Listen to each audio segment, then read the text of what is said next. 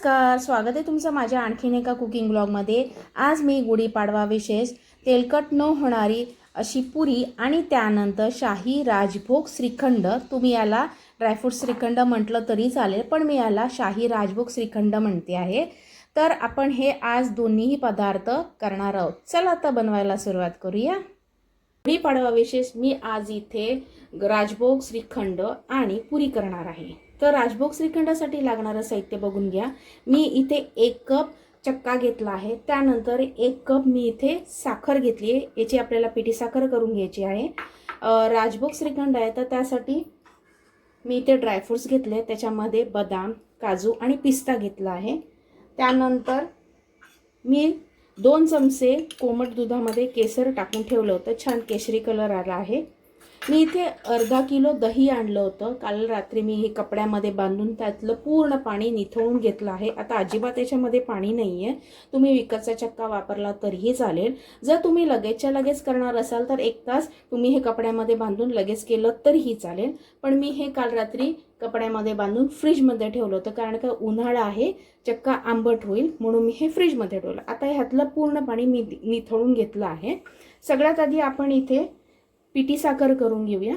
मिक्सरच्या भांड्यामध्ये मी साखर घालून याची पिठी साखर करून घेते, तुम्ही विकतची पिठी साखर वापरली तरी चालेल। मी 1 कपासाठी मी 1 कप साखर घेतली आहे। जेवढं लागेल तेवढ्या अंदाजाने मी याच्यामध्ये साखर घालणार आहे। गोडीचं प्रमाण तुम्ही तुमच्या आवडीनुसार कमी जास्त केलं तरी चालेल, कोणाला कमी गोड आवडतं, कोणाला जास्त गोड आवडतं, त्या अंदाजाने तुम्ही याच्यामध्ये साखर घालायची। आता मी याची पिठी साखर करून घेते। साखर मी वाटून घेतले। आता चक्का आपण हा सगळा चाळणीमध्ये काढून घ्यायचा आहे। हा मी चाळणीमधून गाळून घेणार आहे, तुम्ही पूर्ण यंत्रात गाळून घेतलं तरी चालेल किंवा असंच वापरलं तरी चालेल, पण जसं विकत श्रीखंड मिळतं तसं मऊसूत होण्यासाठी हे छान चाळून घेणं फार गरजेचं आहे, म्हणजे याच्यामध्ये काहीच गुठळ्या राहणार नाही, म्हणून मी हे चाळून घेणार आहे। आता हे सगळं असं कपड्याचं काढून घ्यायचं आहे, वाया जाता कामा नये कुठलीही गोष्ट। आता हा चक्का पूर्ण मी चाळणीमध्ये काढून घेतला। आता हा आपल्याला चाळून घ्यायचा आहे। तुम्ही बघू शकता याच्यामध्ये अजिबात पाणी नाही आहे। आता हे छान असं गाळून घ्यायचं आहे आपल्याला, म्हणजे आपलं श्रीखंड छान मऊसूत तयार होईल। अशा पद्धतीने चाळून घ्यायचं आहे।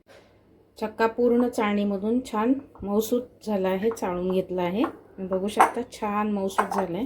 आता आपण याच्यामध्ये पिठी साखर टाकून घ्यायची आहे। मी आधी पाऊण कप पिठी साखर टाकते, मग जर गरज वाटली तर मी याच्यामध्ये आणखीन पिठी साखर टाकणार आहे। मी याच्यामध्ये पाऊण कप पिठी साखर टाकून घेते, एवढं प्रमाण अगदी परफेक्ट आहे। जर तुम्हाला थोडंसं गोड आणखीन हवं असेल तर 2 चमचे साखर वाढवली तरी चालेल, किंवा कमी हवं असेल तर 2 चमचे साखर कमी केली तरी चालेल। आता याच्यामध्ये हे जे केसराचं दूध आहे ते आपण याच्यामध्ये टाकून घेऊया, म्हणजे छान असा कलर येतो। त्यानंतर ड्रायफ्रूट्स टाकून घ्यायचे। राजभोग श्रीखंड आहे त्यामुळे खूप सारे असे ड्रायफ्रूट्स, तुम्ही याला ड्रायफ्रूट श्रीखंड म्हटलं तरीही चालेल। त्यानंतर याच्यामध्ये मी वेलची पावडर टाकते, पाव चमचा वेलची पूड। तुम्ही याच्यावरची जायफळ पूड वापरली तरी चालेल, पण मी याच्यामध्ये वेलचीची पूड टाकते। आता हे छान मिक्स करून घ्यायचं आहे। आपलं राजभोग श्रीखंड तयार आहे, छान असं मऊसूत आपलं श्रीखंड तयार झालं, तुम्ही बघू शकता। मी ड्रायफ्रूट्स, केसरचं दूध, पिठी साखर आणि वेलची पूड टाकून छान मिक्स करून घेतले, तुम्ही बघू शकता किती सुरेख रंग आला आहे। आता हे मी फ्रीजमध्ये ठेवून देते, तोपर्यंत आपण इथे पुरीचं पीठ मळून घेऊया। पुरीसाठी मी इथे 1.5 कप गव्हाचं पीठ घेतलंय, त्याच्यासाठी मी इथे 2 टीस्पून अगदी बारीक रवा, जो बारीक अगदी 0 नंबरचा असतो तो मी इथे घेतलाय, तो अगदी 2 टीस्पून टाकलाय। त्यानंतर चवीनुसार मीठ टाकायचं आहे आणि थोडीशी साखर टाकायची। मी इथे पिठी साखरच टाकते, 1 टीस्पून, यानी पुरीला कलर खूप छान येतो म्हणून टाकायचं आहे।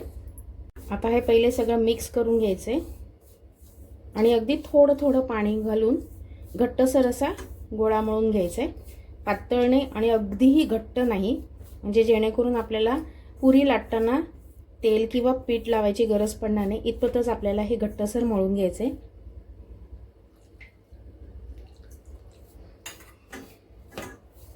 पीठ छान मळून घेतलं आहे, घट्ट पण नाही आणि पातळ पण नाही अशा पद्धतीचं, कारण का रवा आहे. पीठ म्हणजे रवा फुलला की पीठ थोडंसं घट्ट होईल, त्यामुळे थोडंसं मी घट्टापेक्षा थोडंसं पातळ ठेवलं आहे. 1 कप पाणी घेतलं होतं, त्यातलं मी अर्ध पाणी वापरलं, अर्ध तसंच ठेवून दिलं आहे. त्यानंतर थोडंसं तेलाचा हात आपल्याला लावायचा आहे. अगदी छोटा चमचा मी तेल घेतलं आहे, ते ह्याला लावून छान मळून घेते आणि हे एक 5 ते 10 मिनटं मुरण्यासाठी ठेवून देऊया. 10 ते 15 मिनटं पुरीचं पीठ मी छान मुरून दिलं आहे. कढईमध्ये तेल गरम करण्यासाठी ठेवलं आहे. आता हे एकदा आणखीन मळून घेऊया आणि कितपत मोठ्या साईजचे किंवा छोट्या साईजचे करायचे त्या अंदाजाने गोळे करून घ्यायचे.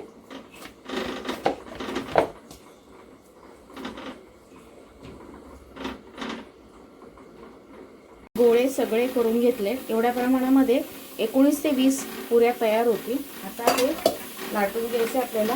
तेल मी ऑलरेडी गरम करण्यासाठी ठेवलेलं आहे. पुरी लाटताना तेल किंवा पीठ लावायची काहीच गरज नाही आहे, कारण का पीठ छान आपलं मळलं गेलं. 10 ते 12 पुऱ्या मी लाटून घेतल्यात. आता आपण तळून घेऊया. तेल छान तापलेलं आहे. पुऱ्या कधी पण मोठ्या आचेवरतीच आपल्याला तळून घ्यायच्या आहेत.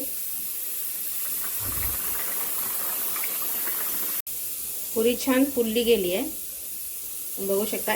एक साईड छान अशी तळून घ्यायची आहे आणि त्यानंतर पलटी करून दुसरी बाजू तळून घ्यायची. सारखी अलट पलट करून तळून घ्यायची नाही, नाहीतर पुऱ्या तेलकट होतील. त्यामुळे एक बाजू छान फ्राय करून घ्यायची, तळून घ्यायची आणि त्यानंतर दुसरी बाजू तळून घ्यायची. आता अशाच पद्धतीने मी सगळ्या पुऱ्या करून घेते. पुऱ्या सगळ्या तळून झाल्या आहेत, अजिबात तेलकट झाल्या नाही आहेत, छान अशा फुलल्या सुद्धा गेल्या आहेत.